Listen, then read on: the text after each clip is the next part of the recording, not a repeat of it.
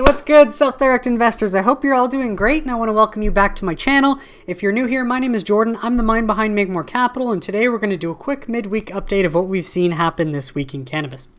And sorry, when I say quick, it's going to be a bit longer because at the end I will show you my portfolio updated from the summer where I was before I decided to go all in on the cannabis industry. So I'm excited to show you that. And a few things though, before we jump in, if you enjoy this video at any point, make sure you leave a thumbs up. It's all I ask, especially if you learn something, it really helps out my channel. And then if you do think cannabis will be a big industry and you want to learn how to take advantage, I recommend you subscribe so you don't miss any new videos. But seriously, the best education, as opposed to having to go to find all the work and do it yourself, is to watch Reality Check Cannabis in 2020, which is an educational series on the plant and investing in general. And then you can watch episodes of This Week in Cannabis where I literally cover what we were expecting, what happened, and the potential catalysts that we are just waiting on to come. So that's what's up, and now we're going to jump in. So this was an amazing article to wake up to this morning. Use of dispensary cannabis reduces symptoms of PTSD. Yes, this is the kind of study we need because it's tangible evidence for the benefits of cannabis. Now, this new study, which is featured here, the long-term prospective therapeutic impact of cannabis on PTSD, has provided a type of evidence that we're looking for that shows the type of cannabis products legally available in U.S. dispensaries do indeed help PTSD. Yes, so access is good for people, and it helps them heal, literally. And one thing I want to point out is just in a few videos past, I've talked about how much money has been put into trying to find the harms of cannabis. And, you know, we've had studies over the last century, multiple, almost 10, that prove that there are no harms. They haven't found any on cannabis. So where money needs to go and where we finally have the money in order to do this, and literally what's allowed the change that we've needed, because, you know, so much lobbying has gone against cannabis as well. But we actually need money spent towards looking for the therapeutic benefits. So this is great to see as the beginning, as like one starting point, especially despite medical cannabis having been authorized in 24 states for treatment of PTSD, most doctors won't prescribe it for their patients, citing a lack of epidemiological and clinical trial evidence. So the study followed 150 Colorado evidence with PTSD for 1 year, majority of whom were military veterans. Patients who used recreational or medicinal cannabis from a dispensary, primarily smoked high THC cannabis, were compared every 3 months to those who did not use any. And the researchers found those who used cannabis had a greater decrease in the severity of their PTSD symptoms over time and were more than 2.5 times more likely to no longer need the diagnosis of PTSD at the end of the year. That could be a lot of money saved on therapy, different things. I don't know common PTSD treatments, but this is huge. And interestingly, measures of psychosocial functioning, sleep and insomnia, and physical activity were not significant between those who used cannabis and those who didn't. So it didn't make cannabis users any lazier. They didn't have any more troubles with sleep, or they couldn't function socially with other people any worse than people who didn't use cannabis. So thing is, this is an observational study based on self-reporting. Neither the cultivar, so the company behind the bud, or the amount of cannabis smoked is standardized either within or within test groups as it would be in a clinical trial, but it suggests cannabis may provide an alternative to conventional PTSD therapies. And we've said this, and it even says for years, word of mouth has pointed to this as a fact, but we now have the evidence to prove it. And even though this is self-reporting, isn't that what you want? Like, you know, humans to be able to treat themselves and realize they don't need to rely on medication or, you know, external things to find peace inside. That's huge. So wanted to point that out. Another state has followed on with all the others because as a politician, you need to get reelected. Therefore, you need to, at some point, address the issues that people are talking about. So in Nebraska's legislature, cannabis legalization bills were introduced. So still early, but this is progress. Another state that's coming to the good side.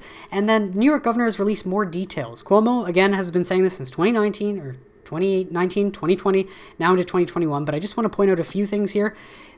He deems that legalization will create more than 60,000 new jobs, spurring $3.5 billion in economic activity and generate an estimated of $3 million in tax revenue when fully implemented. It would also be great for the state's hemp industry, which I do think is going to be America's next great industry, hemp and cannabis. Because once you've shipped production out for most other things, I mean, maybe electric cars with Tesla, but just the fact that the hemp industry, China's big into hemp right now, the U.S. needs to compete. So this is going to be big, and New York's could be, you know, the center for that. One thing to point out, though, the top Republican in the New York Assembly also said last month that he expects the legislature to legalize cannabis this coming session. Now, I don't know when that session ends or what that means, but hopefully this is sooner than later.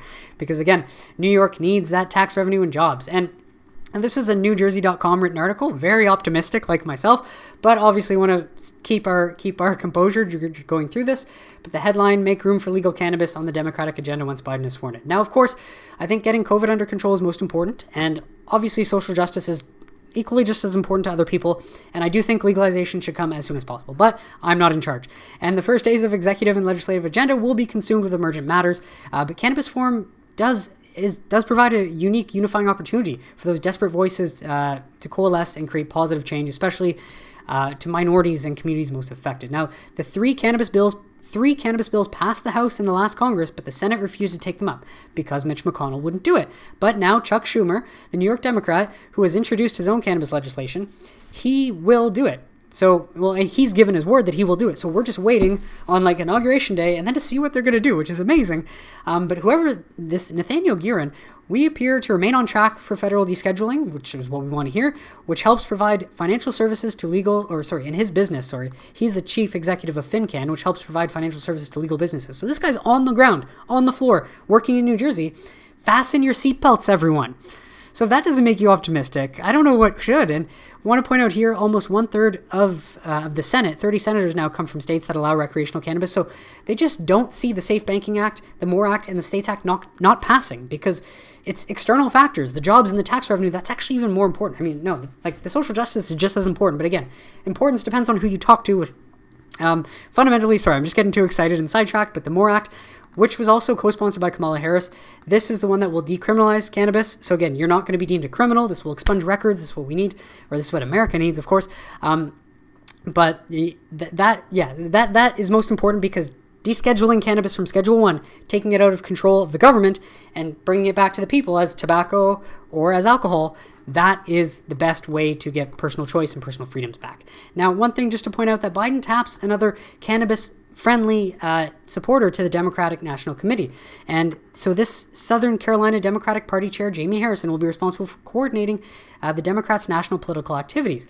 To that end, a push from the chair to emphasize cannabis reform, which is overwhelmingly supported by Democratic voters, could be influential. I just want to point out that it's so important to vote for new people because voting for Biden has brought in someone who actually has a head on their shoulders. I think we should legalize, regulate, and tax cannabis like we do alcohol and tobacco. Yes, right. There's simply no medical reason to lock people up. Yes, we know that. It's common sense.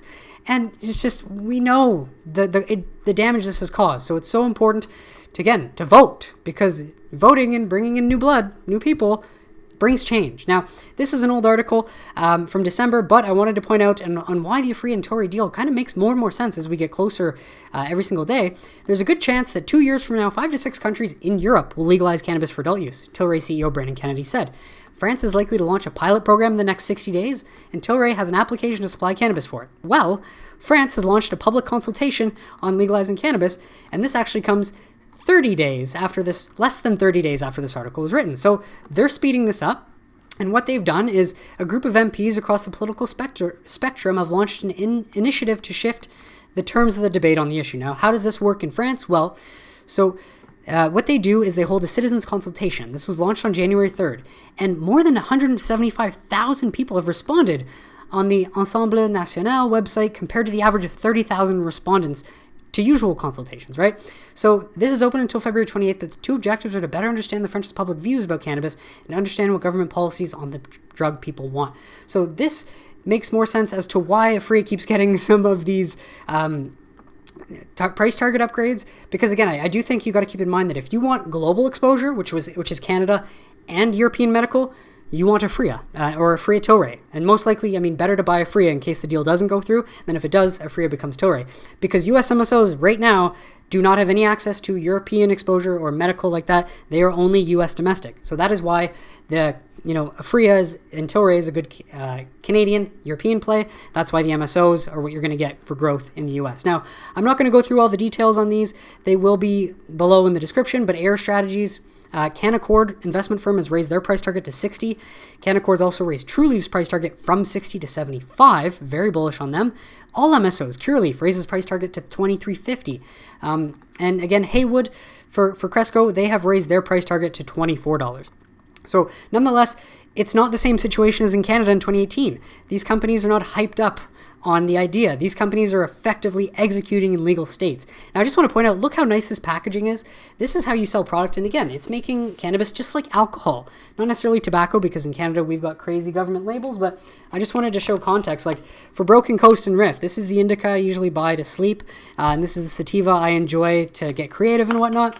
But like, look, you only get to put their little brand logo, and then look at all the government legislation on it saying warning, right? Of course, it's important to spread awareness and tell people the dangers, but at the same time, again, I'm just excited that more research is going into it, and that I just wanted to point this article out in reference to showing this because Health Canada has recently been receiving suggestions for revising their product regulation and must decide what changes to make. Now, I'm not going to jump into this because it's very niche and it's about the Canadian market, but just want to point out that, if you can just treat cannabis like alcohol, they're not much different in that sense of how you want to distribute it and get it out to the public. And of course, cannabis is so much safer than alcohol. If anything, alcohol should have labels on it because, hey, you can ruin your life if you drink too much and, forget what you're doing and wake up the next, obviously alcohol should have warnings on it because if you compound this effect over a long, long time, yes, it'll destroy your lungs and it can kill you. But alcohol is just like, hey, compound this over time, it's disastrous, but also use too much in one night,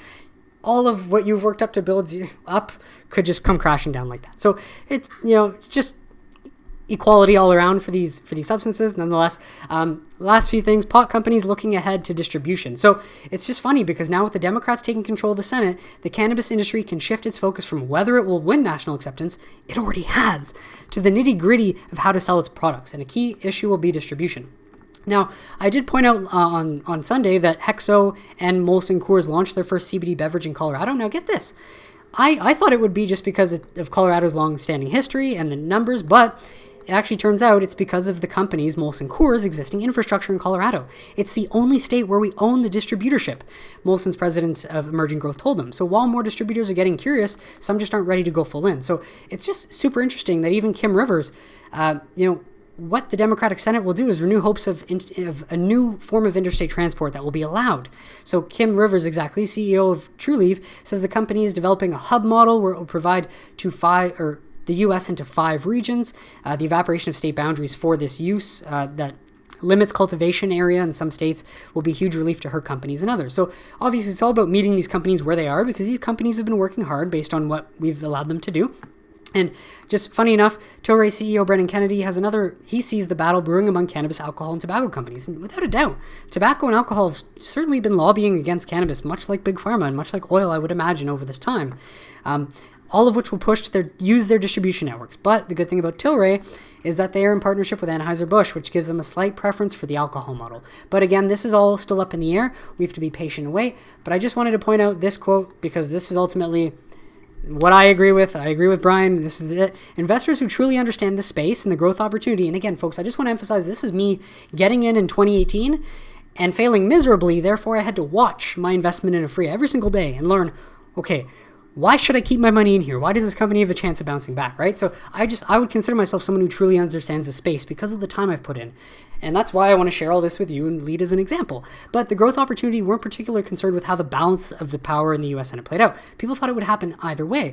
We understood just how pivotal 2020 was, and another way or another, 2021 could see more positive development unfold. And the fact that the Democrats will control the Senate just expedites the important legislation. Number one, the Safe Banking Act. Said Brian Birchall, an investor in several U.S. MSOs, in an interview, the SAFE Act would allow banks to serve the industry even if cannabis remains federally legal. So the Safe Banking Act comes first, then the MORE Act, which decriminalizes and deschedules, then the States Act, which would allow states to make their own legislation. And so that's where we sit, folks. We're literally just waiting for that. And I wanted to give you a bit more extra info because this was my portfolio in the summer, sitting in July, and it was down quite a bit. Like, I was negative from all the money I put in. I was just like, wow, I must be a terrible investor, or I'm just early. And I just want to provide some context because, yeah, this was where I sat. And for 2-3 years now, most of the money that I've made, I've just been sending it into my TFSA, dumping a lot of it into Aphria, averaging down over this period of time. And that was where I ended up with, 3,000 shares at $5.64. And just to point out a few things, like GHG.cn was a hemp company I bought that I knew nothing about. That's why I lost some money on it. I actually bought it at 0.30 cents. Lost about 1,000, but hey, it's a lesson. I no longer own it. HMUS, I was down a ton. Kirkland Gold, I got in and I ended up selling at like 56 because I was like, oh, try and take a small profit. Not my strategy, and I've learned my lessons not to do that anymore. Tetra Biopharma is one I still own, but VDY, XUU, actually I owned VFF. I sold that one because I got impatient. I would have definitely seen some nice returns. But again, some of that money went into US MSOs. But I just want to give context. So XUU.TO and and VDY.TO. These are two ETFs. And if you followed my Instagram page, Make More Capital, I've been teaching people personal finance or just how the basics of investing really aren't more complicated than people make it out to be. It's really just find a discount broker, find a low cost passive ETF, and just send $250 in and buy every month. Now, I was doing this for VDY.TO and XUU, but I got to a point in the summer, I was like, look, Jordan, cannabis has been deemed essential. And, there's a good chance that the Dems could flip the Senate and that Biden could win just because of how extreme to the right things have come. And so in the summer, I was like, look, Jordan, I'm going to make the executive decision. I'm going all in on cannabis, at least for the next 2 years. Because, Aphria has worked out. And these MSOs that you own through HMUS that you've just let sit there, there's got to be some potential in them. So here I sit after close yesterday. Thankfully up a huge bunch. And I want to use this as an example to show you that you don't need to follow the latest headlines or what people are telling you. You want to find an industry that you're interested in enough to look at it for 30 minutes a day, or a company that you care about enough just because you like their brand that you can just learn about them for 20 minutes a day. Over time, and again, I say 2 years I've been doing this because I put all my eggs in one basket at the beginning of Aphria, and I watched that basket very closely. Even though it had gone down, I was down 5,000, 8,000 at some points. And now I've actually come to a portfolio I'm very happy with, which includes Cresco Labs, Harvest Health. Only 3,000 in these. I wish I could have more, but again, I'm playing long term. I do have a price point for each of these. Once they get to a certain point, I'm going to sell a portion of shares, and then I'm going to stockpile some more cash so that I can diversify into a global emerging ETF, potentially one tracking emerging markets, because I do think those are going to grow spectacularly over the next few years, potentially an ARK ETF, and then of course ZSP.TO, a great long-term core holding to build as a beginner investor. So again, I just don't stress that beginners try to jump into individual companies. As you can see, it's taken me 2 years to get a diversified portfolio that I'm very happy with. And so what I plan to do is actually make an episode of each investment, why I invested in it, the reasoning behind it, and just kind of do a deep dive into my thinking to share that with all of you. But I just wanted to show you that, you trust yourself, you can come a long way, because believe me, I was sitting here just I could be wrong. I don't know. But I was like, look, Jordan, you've come a long way. This is going to happen. Make that bet. And am I glad I did? So I just want to share this all with you folks. You don't have to win right away. And this is just emphasis as well as I'm not touching this for at least 2 years. I've made a commitment to myself that at least until the end of 2022, at least for US MSOs, I'm not touching them. Because I fundamentally just believe they're only going to go up from here, especially with the catalyst we see coming. That being said, again, just try not to day trade or switch your plan up too often. Get impatient. That is the number one problem investors have. They get too impatient. If you make a plan, know why you're making it and stick to it. And, like this, in time, it can end up paying off. So hope you guys enjoyed this. Leave some comments below. Let's start a discussion. Let me know what MSOs you're in and when you think we might see a new catalyst. I do think that at least if the Safe Banking Act doesn't pass by mid-February, that in February we will see some amazing earnings from MSOs that at least get the attention there, and then hopefully the Safe Banking Act, the MORE Act, will ramp up after that. But that's where we sit today, folks. So please leave a like if you enjoyed this video. Subscribe if you want to learn more about the industry. Definitely go back and watch, because that's the best way to get caught up. I've done all the work for you. I've presented it. You just have to watch, and I will see you on Sunday for This Week in Cannabis. Have a great day, everybody.